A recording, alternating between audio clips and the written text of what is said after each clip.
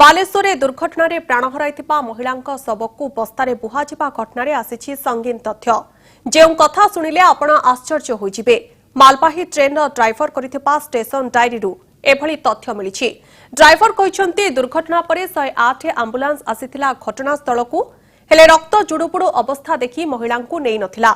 ସେପଟେ ମହିଳାଙ୍କର ମୃତ୍ୟୁ ପରେ ପୁଲିସର ଇଙ୍ଗିତରେ ଶବର ହାତଗୋଡ଼ ଭଙ୍ଗାଯାଇ ବସ୍ତାରେ ଭର୍ତ୍ତି କରାଯାଇଥିଲା। ଏହି ବୟାନ ଦେଇଛନ୍ତି ଶବ ବୋହିବାକୁ ଆସିଥିବା କୁଲି। ବୁଧବାର ସକାଳ ପ୍ରାୟ 7:30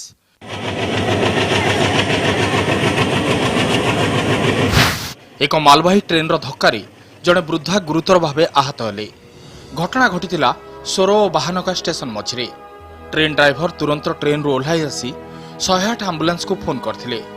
ଆମ୍ବୁଲାନ୍ସ ଆସି ପହଞ୍ଚିଲା ଅଧଘଣ୍ଟା ପରେ। ସେତେବେଳକୁ ମହିଳା ଜଣକ ଶେଷ ସଂଘର୍ଷ କରୁଥିଲେ, ହେଲେ ରକ୍ତ ଜୁଡୁବୁଡୁ ମହିଳାଙ୍କୁ ମେଡିକାଲରେ ପହଞ୍ଚିବାକୁ ମନା କରି ଫେରିଯାଇଥିଲା 108 ଆମ୍ବୁଲାନ୍ସ।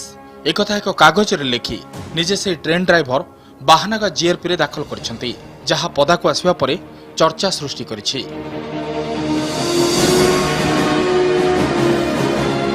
ଆଉ ଏ ହେଉଛି ମରିଯାଇଥିବା ମାନବିକତାର ଦ୍ୱିତୀୟ ଚିତ୍ର।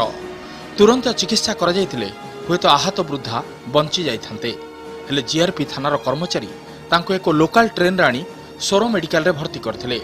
ସେତେବେଳକୁ ବୃଦ୍ଧା ପ୍ରାଣ ହରାଇ ସାରିଥିଲେ। ତାଙ୍କର ପ୍ରେଜେନ୍ସରେ ଯେହେତୁ କେମିତି ଘଟଣା ହେଇଛି ତାର ଲାଗି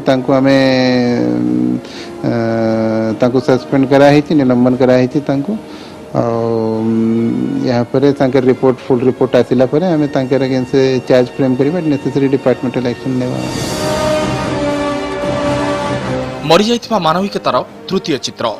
ଅପରିଚିତ ମହିଳାଙ୍କ ପରିଚୟ ଖୋଜିବା ପରିବର୍ତ୍ତେ ବାଲେଶ୍ୱର ପୋଲିସ ପହଞ୍ଚିଥିଲା ସୋର ମେଡିକାଲରେ।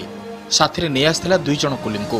ଯୋଜନା ଥିଲା ମହିଳାଙ୍କ ଶବକୁ ଏକ ଅଖାରେ ଭର୍ତ୍ତି କରି ଫିଙ୍ଗି ଦେବାକୁ। ଆଉ ପୋଲିସର ନିର୍ଦ୍ଦେଶ ଅନୁସାରେ କୁଲି ଶବର ହାତଗୋଡ଼ ଭାଙ୍ଗି ଅଖାରେ ଭର୍ତ୍ତି କରିଥିଲେ। ଆଉ ଭାର କରି ସହରରେ କରିଥିଲେ ଶବ ଶୋଭାଯାତ୍ରା। ସେପଟେ ଘଟଣା ଗଣମାଧ୍ୟମରେ ପ୍ରଚାରିତ ହେବା ପରେ ସରକାରଙ୍କ ଅକଲ ଗୁଡୁମ ହୋଇଯାଇଛି। ତରବରିଆ ଭାବେ ଜଣେ ପୁଲିସ ଅଫିସରଙ୍କୁ ନିଲମ୍ବିତ କରିଛନ୍ତି। ତେବେ ପୁରା ଘଟଣା ବୟାନ କରୁଛି ଆମ ଭିତରେ ମାନବିକତା ଯେମିତି ମରିଗଲାଣି। ବାଲେଶ୍ୱର ସୁମନା ପରିଡ଼ା ଓ ସୋରରୁ ମଞ୍ଜୁଲତା ପଣ୍ଡାଙ୍କ ରିପୋର୍ଟ, କନକ ନ୍ୟୁଜ୍।